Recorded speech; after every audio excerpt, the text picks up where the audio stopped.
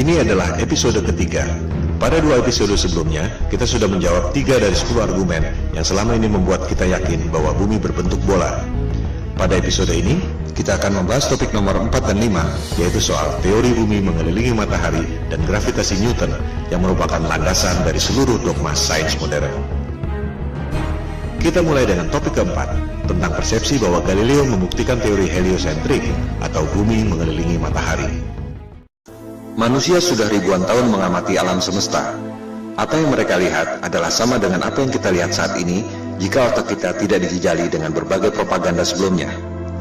Jangan sekali-sekali meremehkan para astronom kuno, karena merekalah kapal laut bisa menyeberangi benua tanpa kompas hanya dengan melihat formasi bintang. Zodiak yang Anda pakai sekarang merupakan hasil pengamatan mereka. Mereka mampu menghitung gerhana secara akurat. Jika Anda melihat situs resmi NASA, perhitungan astronom kuno masih digunakan sampai sekarang.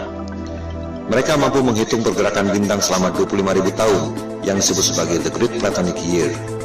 NASA pun masih menggunakannya sampai sekarang. Jika kita melihat langit, kondisinya persis seperti di planetarium. Bahwa kita dan bumi ini diam, bintang-bintang berputar mengelilingi kita pada langit yang berbentuk kubah. Semua bintang berputar, kecuali satu yang posisinya tak pernah berubah, yakni bintang utara atau North Star. Para astronom kuno memandang bahwa bintang utara terletak pada titik puncak yang merupakan poros kubah. Itu sebabnya bintang utara posisinya tetap, dan bintang-bintang lain posisinya berputar. Kondisi bumi datar dengan langit berbentuk kubah merupakan kosmologi yang umum pada agama-agama besar di dunia.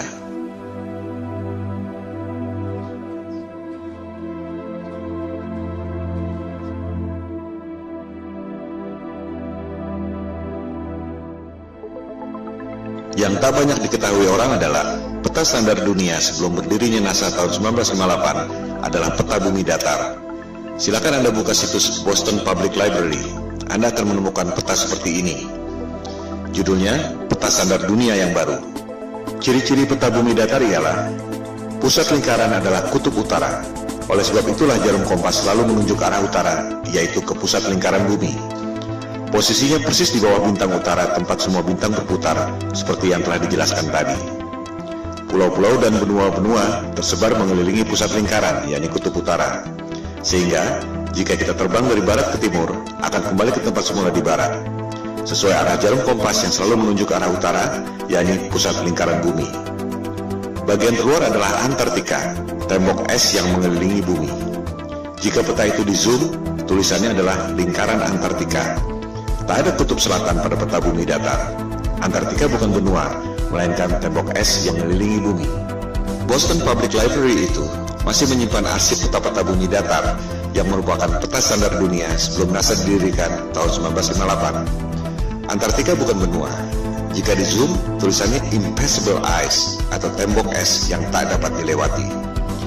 Kita akan membahas soal tembok es Antartika ini pada episode berikutnya. Juga akan dibahas bagaimana USGS, United States of Geological Survey, lembaga paling kredibel di bidang geologi dan ilmu bumi, membuat peta bumi bola berdasarkan peta bumi datar. Anda bisa cek sendiri di situs USGS. Pembuatan peta bumi datar menjadi bumi bola disebut azimuthal equidistant dengan menggunakan rumus matematika yang dibuat oleh Al-Biruni, cendekiawan Muslim 1000 tahun lalu. USGS menerangkan bahwa peta bumi datar merupakan dasar yang akurat untuk membuat peta atlas nasional Amerika Serikat untuk mengukur jarak penerbangan dan menentukan arah antena. Bahkan, disebut pula bahwa peta bumi datar merupakan dasar pembuatan logo PBB tahun 1945. Inilah realitas peta dunia sebelum dibentuknya NASA tahun 1958. Silakan Anda perhatikan logo PBB. Kutub utara adanya di tengah lingkaran. Benua-benua mengelilingi pusat lingkaran. Tak ada kutub selatan alias Antartika di logo PBB. Yang ada ialah tembok es yang mengelilingi bumi datar. Anda pun bisa cek sendiri video resmi yang diterbitkan oleh Gedung Putih Amerika Serikat. Terlihat di situ ruang rahasia Presiden Kennedy yang menjabat sampai tahun 1963 menggunakan peta bumi datar di ruang kerja rahasianya. Kita akan membahas hal ini pada episode 4 setelah episode 3 ini. Kembali pada kosmologi bumi datar. Teori bumi pusat alam semesta ini disebut geosentrik, menjadi bagian dari sains sejak dipaparkan oleh ilmuwan Yunani kuno Ptolemy. Ia menghitung dengan rumus matematika secara cermat tentang pergerakan benda-benda langit mengelilingi bumi. Perhitungan Ptolemei sangat akurat, sampai sekarang masih sering dibuatkan model komputernya. Hasil pergerakan planet-planet mengelilingi bumi menghasilkan pola yang disebut geometri suci atau sacred geometry, the golden ratio. Ketika itu, manusia menempatkan scientia atau pengetahuan di bawah sapientia, divine wisdom.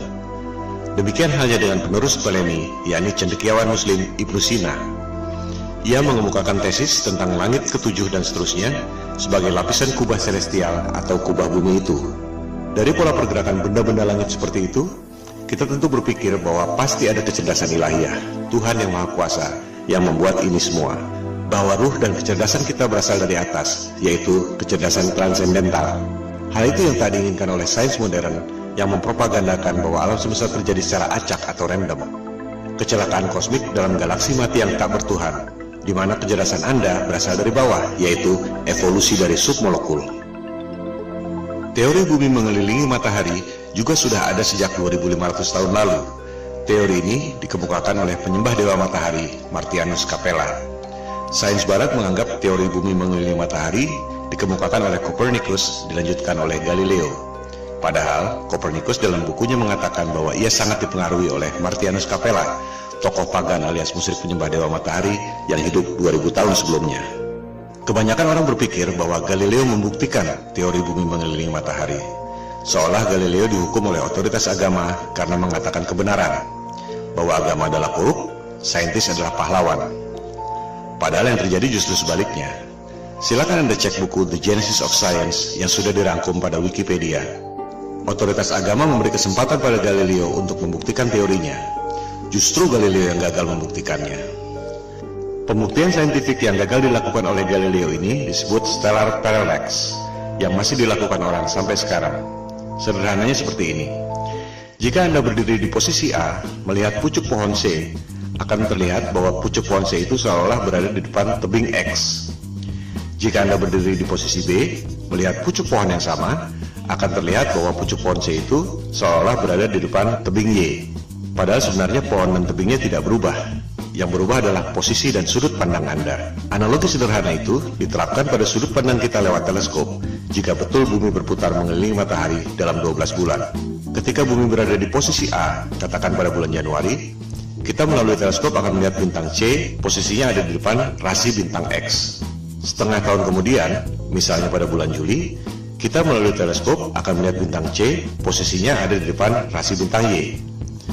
Sederhana bukan? Pengujian stellar parallax ini yang dilakukan oleh Galileo dengan menggunakan teleskop. Hasilnya gagal. Rasi bintang tidak berubah. Artinya, buminya diam, tidak berputar mengelilingi matahari. Hal ini yang tidak diajarkan di sekolah. Seolah-olah Galileo dihukum karena menyampaikan kebenaran. Padahal ia gagal membuktikan teorinya. Galileo marah dan menyerang Paus Urban VIII lewat buku Dialogue Concerning the Two Chief World Systems. Jadi, sebenarnya ia dihukum karena pemberontakan politik, bukan karena sains. Disinilah kebohongan sains modern dimulai. Teori bumi mengelilingi matahari diajarkan di sekolah-sekolah Eropa sejak abad ke-16, meski sebenarnya belum terbukti. Bahkan ketika itu belum ada teori gravitasi. Ini merupakan konsekuensi politik Eropa abad pencerahan yang ingin lepas dari otoritas agama. Percobaan stellar parallax ini terus dilakukan sampai berabad-abad kemudian. Terakhir dilakukan oleh NASA dan Harvard University. Silakan Anda cek, hasilnya ada di perpustakaan Harvard University. Seiring dengan kemajuan teleskop, dilaporkan bahwa terlihat posisi bintang memang berubah. Masalahnya, yang separuh bergerak ke kiri, yang separuh lagi bergerak ke kanan. Fenomena ini disebut negative parallax. Artinya apa? Artinya tak mungkin bumi mengelilingi matahari jika bintangnya bergerak berlawanan arah. Artinya, buminya diam, posisi bintang-bintangnya yang berubah. Separuh ke kiri, separuh ke kanan. Ini hanya mungkin terjadi jika kubah celestialnya, alias langitnya, ada berlapis, seperti yang dikemukakan oleh Ibnu Sina tadi. Kesimpulannya, persepsi bahwa Galileo membuktikan teori bumi mengelilingi matahari adalah salah besar. Pertama, Galileo gagal membuktikan teorinya, di mana rasi bintang atau stellar parallax tidak berubah.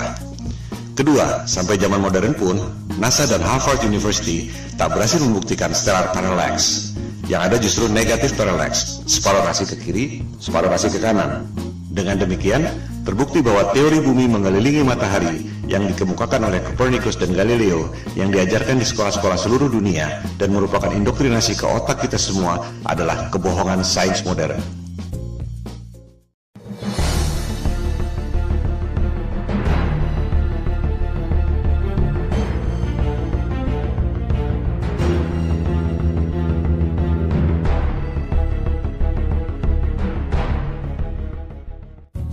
Teori gravitasi adalah fondasi utama yang merasionalkan teori bumi bola mengelilingi matahari.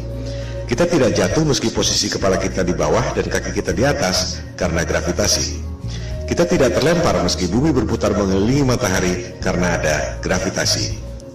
Tapi, bisakah Anda menjawab mengapa air laut bisa nempel seperti kena power glue sementara balon gas bisa terbang? Bisakah Anda menjawab apa yang membuat matahari punya gravitasi sehingga mampu menarik planet-planet mengelilinginya? Kalau Anda bisa menjawab, silakan ajukan ke Komite Nobel.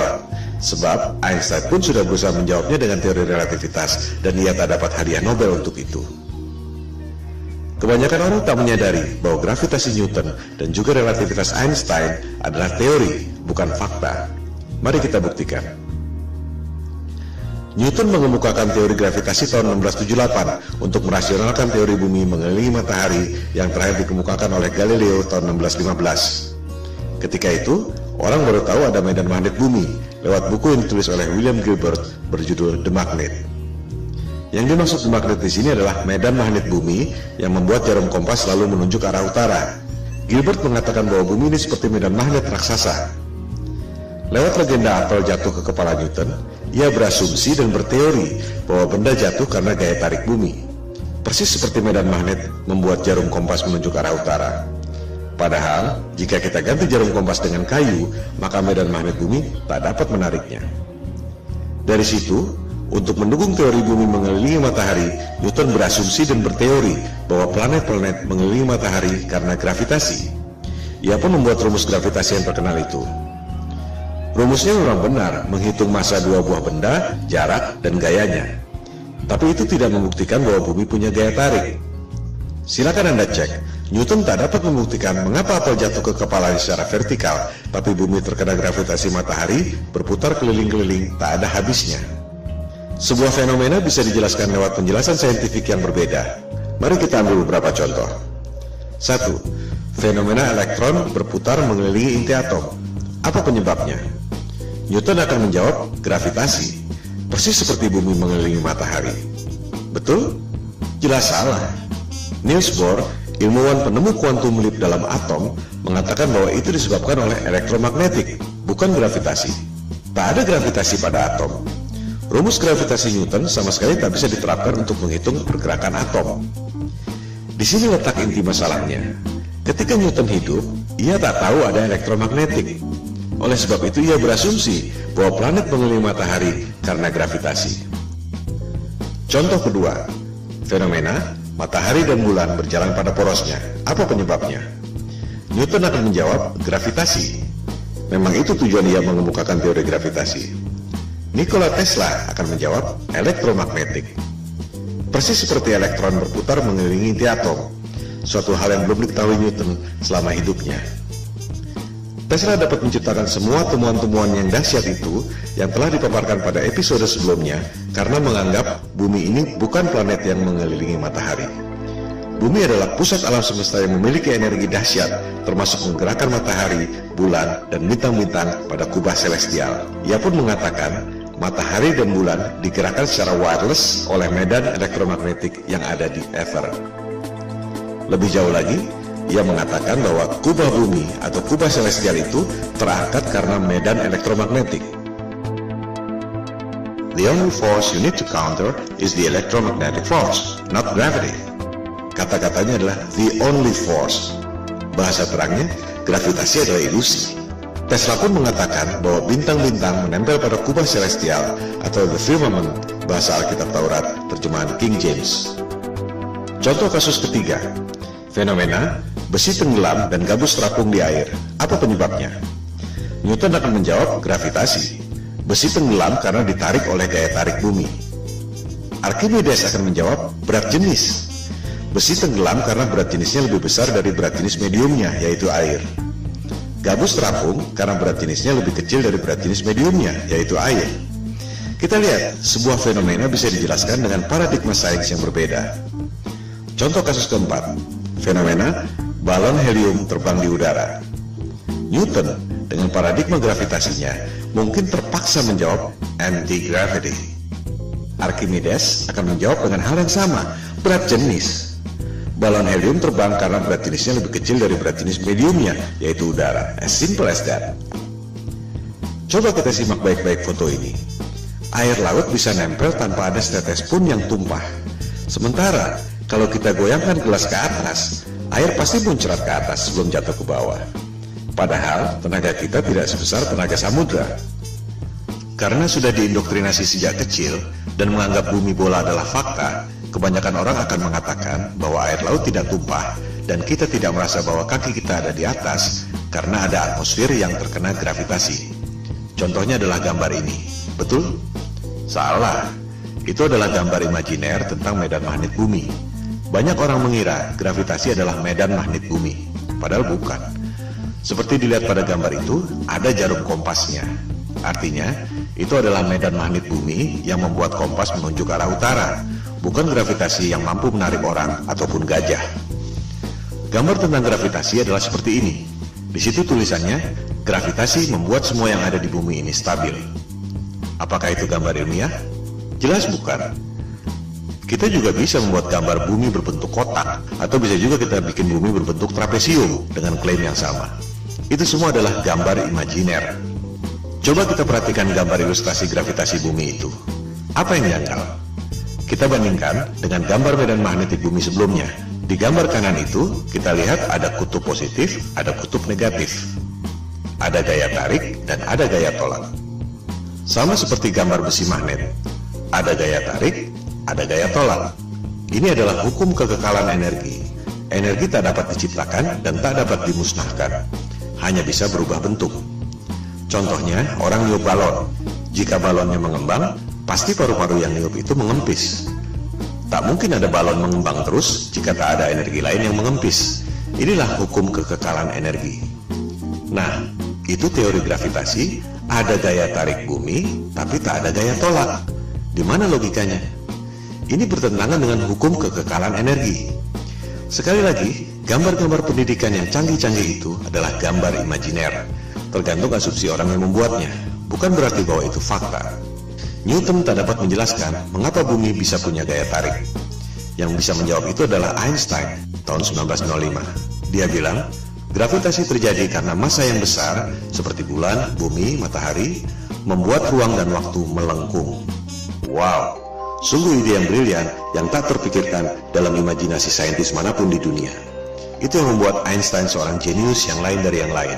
Sebuah teori yang sangat indah. Pertanyaannya, apakah teori itu betul? Itu cuma teori yang ada dalam tulisan dan gambar, tak pernah ada di alam nyata. Contohnya ini, orang mencoba menjelaskan teori relativitas Einstein, bagaimana ruang dan waktu melengkung, menciptakan gravitasi yang membuat planet-planet mengelilingi matahari.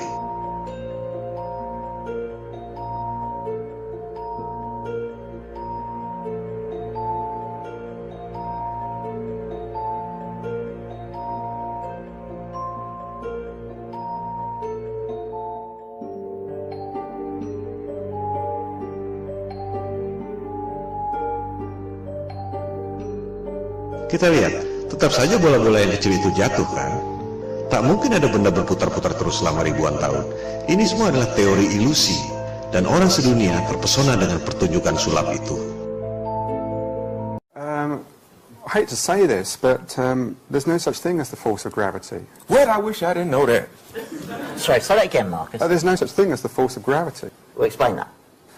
I can explain it with some maggots. That's why it took Einstein to realise, it took a genius to realise that there is no force, but all that's happening is the Earth is moving in a straight line, but of course a straight line, or the shortest distance between 2 points, in a kind of curved thing like this, is a circle. It's a circle. Sort of like using psychedelic drugs, say. Yeah. Gravitasi adalah ilusi, yang nyata adalah elektromagnetik dan berat jenis. Mari kita buktikan.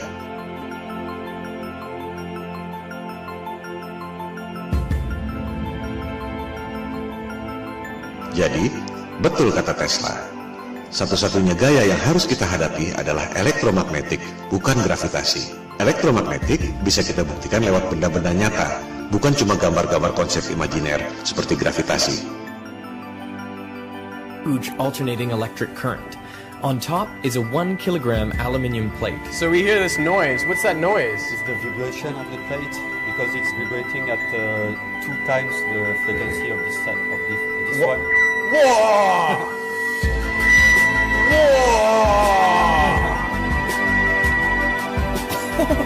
How does it do that? To find out, I've come to the place where it all started, the Royal Institution in London. Ini semua bermula dari abad pencerahan Eropa, di mana kelompok Freemason atau penyembah iblis yang kebanyakan adalah para intelektual, raja-raja, bangsawan, dan aristokrat ingin menggantikan peran agama dan ketuhanan untuk menguasai umat manusia di dunia. Mereka tidak melakukannya dengan tentara seperti Genghis Khan atau Alexander yang Agung. Kaum Freemason melakukannya lewat intelektual, propaganda, dan mind control. Bermula dari teori bumi mengelilingi matahari. Supaya kelihatan masuk akal, dibuatlah teori gravitasi. Padahal benda jatuh ke bumi karena berat jenis, dan benda bisa berputar-putar dalam orbit karena elektromagnetik. Untuk membuktikan bahwa gravitasi itu nyata, Einstein membuat teori relativitas. Ruang dan waktu melengkung dan membuat gravitasi.